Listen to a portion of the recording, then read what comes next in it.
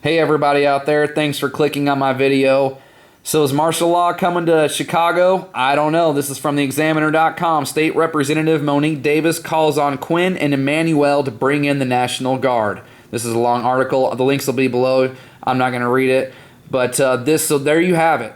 She is a politician directly requesting martial law or military aid, military assistance to help clean up the streets of Chicago, and she's blaming it on the rash of gun violence, especially since July 1st, where over 100 individuals have been shot, blah, blah, blah.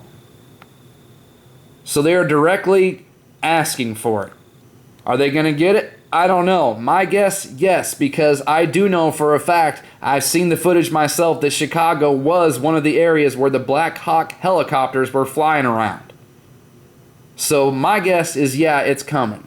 And speaking of martial law, to all you people out there who friggin' know that the Zimmerman stupid bullshit trial is a scam, a play, an act, a movie, I wish you'd let me hug you. I really do. I don't want to be around anybody else but you people right now, because this whole trial is making my head want to just pop. But I want to show something that is possibly very real. And I'll explain the possibly part in a second. Pastor says Miami will be ground zero for riots, looting. Twitter flooded with new wave of threats. If Zimmerman walks, let's wild the F out. This is my personal favorite. Police readying First Amendment zones. Now what these are is when this verdict goes out, the police are going to encourage people to go into these cordoned off special areas to say something or to protest.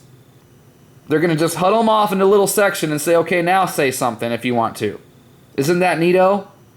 Now, I don't know if any riots are going to break out because of this verdict. I don't know. But I'm telling you right now what I am not ruling out.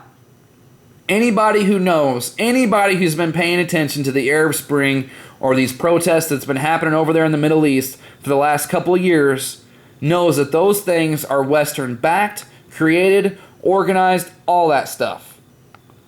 So I am not ruling out that these people would not do the same thing here. And it's also come out that the Department of Justice, I heard this on the radio on 97.1, Dana Lash's stupid show. I can't help it. I don't know why. I can't help. I can't help being lied to. I can't help but listen. I know, and the people who've been watching and know I started the fight with her, we're going to get to that in a little bit. Still working on some other things, but if you're still with me, that's great. Trust me, we are going to do something about her. But anyway, moving on. And if you're up for that, just say yes, I want to join that, by the way, if you're down. But anyway, moving on. On her radio show today, I'm sorry I don't have it, but I promise you, I swear it happened. I don't want to say that word. I promise you that this happened. There was somebody that was on there, one of the government people, or there was somebody, mainstream media, somebody who was another source of either a government source, a mainstream media source, whatever, came out and said that there are people in the Department of Justice with Trayvon Martin posters on their walls. And it's also come out that there have been organized protests down there about this whole thing, and that those are backed by the government. So I'm not ruling out for 1 second that these guys will not stage some sort of protest. Not ruling it out. And just to show how stupid they think everybody are, which sometimes I can't blame them, this is from the Washington Times. Miami police riot training, purely coincidence leading up to the George Zimmerman verdict. Are you kidding me? So, who knows what's going to happen. But all I can say is that it's looking like this whole martial law conspiracy is about to be conspiracy fact. And I want to end it with this. Actually, I want to end it with two things. So I guess this isn't the end. I got one more thing after this I want to show because it just came on TV and I want to show it to you. I've said this before, Pete. This is about the economy, but it all ties in together because this is going to lead to martial law, everything. Anybody who's been watching my videos, especially recently, has heard me say this, but the Zero Hedge said it today too, and they wrapped it up better than I ever could. Let's put this in the simplest terms possible. Stimulus is now the lifeblood of our economy. There is nothing else sustaining our nation, period. That's the black and white truth.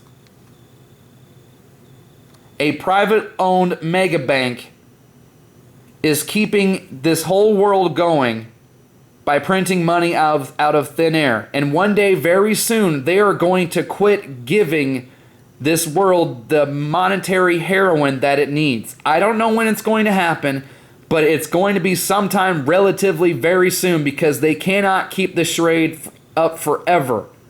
And it can't be for much longer because let's think about this real quick, right? They went all summer of 2012. All summer of 2012 saying we don't need to print, we don't need to print. In the September of 2012, they initiate quantitative easing 3.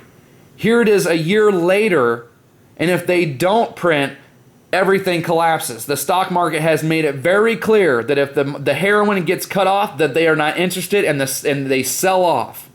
So it went from 1 year that we don't need it, from one summer, it's all it took. We don't need it to if we don't have it, we're finished. And the black and white, straight up true, simplest terms, it is the lifeblood of our economy. Nothing else is sustaining it, period. Our whole globe country is in the hands of a privately owned bank, non-elected people who just happen to all be Satanists. And just also to show for fun how they this is fun. I gotta show this to you. This is on the soup last night. Blew my mind. The whole conspiracy, right? That everybody, how there is a group of people that run everything. Listen to this. Sadler all the way to London to stand in front of a palace when she said this. Get this. According to the UK Daily Mail, Brangelina's kids will be 27th cousins to Will and Kate's baby B. That was linked through both parents' family ancestry. And the British tab also reports that his or her future Royal Highness will be 23rd cousins, twice removed, with Beyonce's daughter, Blue Ivy Carter. Wow.